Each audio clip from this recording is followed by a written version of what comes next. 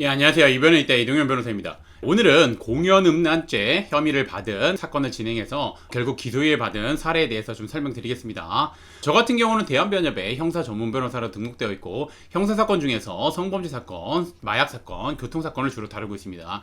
특히 성범죄 관련해 가지고는 여러 기관이나 기구의 자문이나 고문 역할을 하고 있고 굉장히 많은 성범죄 사건 진행해서 무혐의, 무죄, 기소유예 굉장히 많이 받았습니다. 그리고 현재에도 굉장히 많은 사건 진행하고 있고 굉장히 좋은 결과 많이 도출하고 있습니다. 지난주에만 해도 결과 나온 것들이 무혐의, 기소유예 거의 다 나왔습니다. 그래서 이제 오늘의 주제 한번 보도록 하겠습니다. 공연음란죄 초범 사건입니다. 기소유예 받은 사례에 대해서 좀 설명드리겠습니다. 불기소 이유 통지서 보시면 공연음란 교육이수조건부 기소유예죠. 사건의 개요 보도록 하겠습니다. 공무원입니다. 공무원 A씨는 친구들과 함께 많은 양의 술을 마신 뒤 걸어서 집으로 걸어가고 있었습니다. 그러던 중 A씨는 반대편에서 B양이 걸어오자 순간 우발적으로 성기를 바지 밖으로 노출시키게 되었습니다. 그로부터 며칠 뒤 A씨는 수사기관으로부터 공연음란 혐의로 조사를 받으러 나오라는 연락을 받게 되었습니다.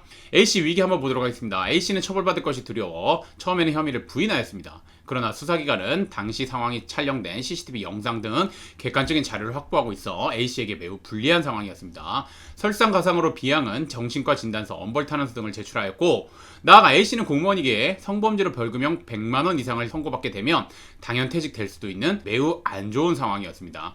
이에 어떻게 대응해야 될지 고민하다가 성범죄 전문 변호사인 저를 찾아오셨습니다. 기소유예 어떻게 받았는지 한번 보도록 하겠습니다. 저는 A씨에게 어렵겠지만 혐의를 인정하고 최대한 기소유예를 받는 방향으로 사건을 진행하자고 제안한 한편 B양과 합의를 하기 위해서 노력했고 결국 B양과 합의를 할 수 있었습니다. 이후 저는 A씨에게 반성문 정시과 진로 내역서, 성관련 교육 이수증, 성상담 내용, 그 다음에 탄원서, 그 다음에 가족관계 증명서, 재직증명서 등 여러 양형 자료를 요청하였으며 이를 바탕으로 A씨는 이 사건 당시 술 기운에 우발적으로 이 사건 범행을 저지르게 되었다는 점, A씨는 혐의를 모두 인정하고 반성하고 있다는 점, A씨는 초범이라는 점, 그 다음에 A씨는 B양과 합의하였고 B양은 A씨의 처벌을 원하지 않는다는 점, A씨는 행위 태양이 매우 경미하다는 점, A씨는 재범을 저지르지 않기 위해서 정시과 진료 및 성관련 교육을 이사였다는 점, 그 다음에 마지막으로 A씨는 공무원에게 벌금 100만원 이상이 선고되면 당연퇴직 사유에 해당한다는 점 등을 적극적으로 어필하면서 이번에 하나요 마지막으로 기소유예를 내려달라는 내용의 변호인 의견서를 제출하였습니다.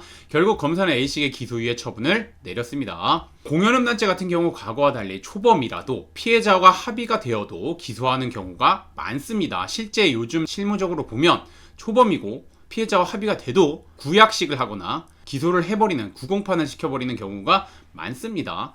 본 사안은 초기에 적극적인 대응을 통해 결국 기소유예를 받아 성범죄 전과가 생기지 않았을 뿐만 아니라 공무원 신분도 유지할 수 있었습니다. 좀 사안을 정리해서 말씀드리면 성범죄, 공연음란죄 가볍게 생각하고 대응할 수 있습니다. 하지만 특히나 공무원들 같은 경우는 성범죄로 100만원 이상의 벌금형이 선고받게 되면 당연퇴직 사유에 해당하기 때문에 적극적인 대응을 해야 된다는 거 말씀드리고, 그 다음에 일반인 경우에도 성범죄 전과가 생길 수 있습니다. 기소유예로 마무리를 해서 성범죄 전과가 안 생길 수 있음에도 불구하고 적극적인 대응을 하지 못해서 성범죄 전과가 생길 수 있으니까 초기부터 적극적인 대응해야 된다는 거 말씀드리면서 본인이 판단했을 때 아무리 가벼운 사안이라 하더라도 변호사님의 도움을 받아서 제대로 된 방향과 그 다음에 제대로 된 자료를 준비해서 적극적인 대응을 통해서 좋은 결과를 도출해내는 게 바람직합니다.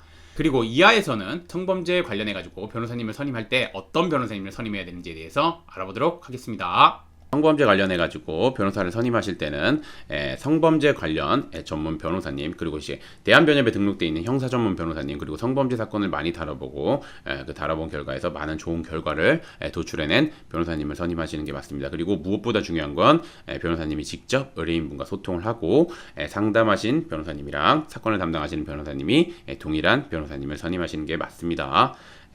그래서 제가 그런 거는 좀 당부드리고, 저 같은 경우는 이제 정말 뭐 진짜 여태까지 제가 진행한 것만 해도 수백 건 수천 건 성범죄 사건 진행했었고, 뭐 제가 왜냐면 1년에 뭐 몇백 건씩 진행을 하니까, 그리고 이제 그 안에서 정말 이제 뭐 좀 강한, 그러니까 뭐 말 그대로 처벌 수위가 강한 것도 보통 기소가 되면은 이제 그 무죄 받기가 쉽지 않은데 무죄 받은 것도 굉장히 많습니다. 나중에 이제 확인해 보시면 아실 겁니다. 그래서 만약에 저의 도움을 받고 싶다고 하시면 여기 연락처로 연락을 주시면 됩니다. 오늘의 주제는 여기까지 마치겠고, 저는 이변은 이따의 이동현 변호사였습니다. 감사합니다.